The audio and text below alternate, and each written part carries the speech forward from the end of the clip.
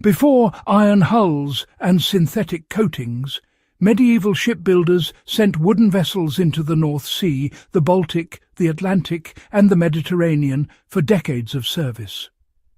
These ships faced salt, storms, worms, and constant wet-dry cycles that destroy untreated wood in just a few seasons.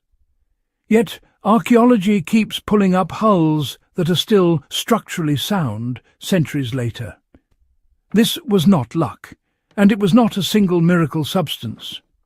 It was a protocol, followed step by step, refined by failure, and passed down through guilds rather than books.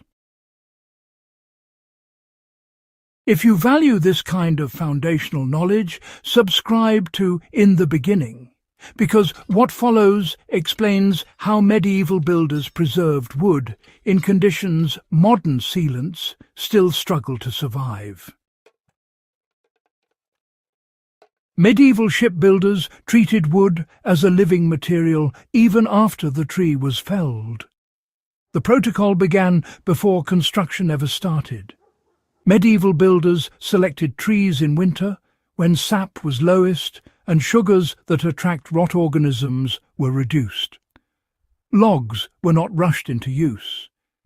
They were seasoned slowly, often partially buried or stacked in shaded airflow to prevent surface cracking while internal moisture equalized. This prevented stress fractures that later allowed saltwater intrusion. Builders understood that wood which dries too fast becomes brittle. Their goal was controlled flexibility, not hardness. This mindset shaped every step that followed.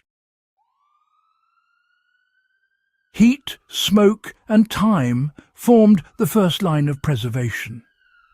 Before planks were fitted to a hull, they were often exposed to smoke and low heat.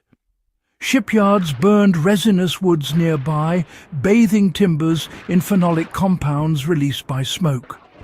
These compounds are now known to inhibit fungi and bacteria, but medieval builders learned their value through observation.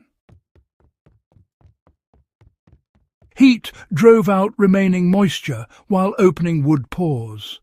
Smoke deposited preservative compounds deep into surface fibers. This process was slow, sometimes taking weeks, but it fundamentally altered how wood responded to water. Oils, tars and fats were applied as a system, not a coating.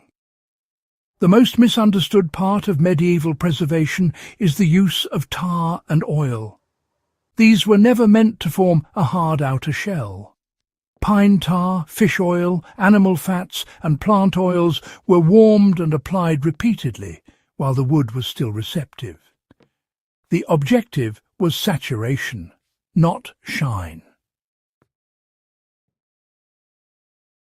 Warm oils penetrated deep into the grain, replacing water rather than sealing it out. This prevented the swelling and shrinking that destroys wood over time. Salt water could wet the surface, but it could not easily displace the oils within. Seams were protected before planks ever touched the sea. Caulking was not an afterthought. Seams between planks were packed with fibres such as flax, hemp, moss or animal hair, then impregnated with tar. This created joints that expanded when wet, tightening under pressure rather than opening. This approach meant ships became more watertight in use, not less. Modern rigid sealants often do the opposite, cracking as hulls flex. Biological protection was, really built into the hull environment. Shipbuilders understood that rot thrives where oxygen, moisture and nutrients all come together. Their protocol cleverly disrupted this triangle. Oil-saturated wood, for example, denied oxygen to decay organisms. Tars, on the other hand, introduced antifungal compounds. And, well, regular exposure to salt water further suppressed many terrestrial fungi. Some builders even, interestingly enough, encouraged benign marine growth on hulls, which acted as a sacrificial layer, protecting the wood beneath. This was, you might say, managed rather than fought. Maintenance was continuous and expected, really, not something to be postponed. Medieval preservation did not end at launch, not at all. Ships were hauled out regularly, hulls were dried, re-smoked when possible, and re-oiled. Damaged areas were repaired immediately, preventing small failures from spreading. You know, this maintenance culture was actually a key reason ships lasted so long. Builders always assumed that wood required care, just as much as sails and rigging did. In their eyes, neglect, not age, was really seen as the true enemy. These methods, well, they're not obsolete at all. Anyone working with boats, docks, outdoor timber structures, or even heritage buildings can, adapt them. It's wise to select untreated wood and allow it to season naturally. If you can, avoid rapid kiln drying. Instead, apply heat gently, maybe through sun exposure or warm environments, before oiling.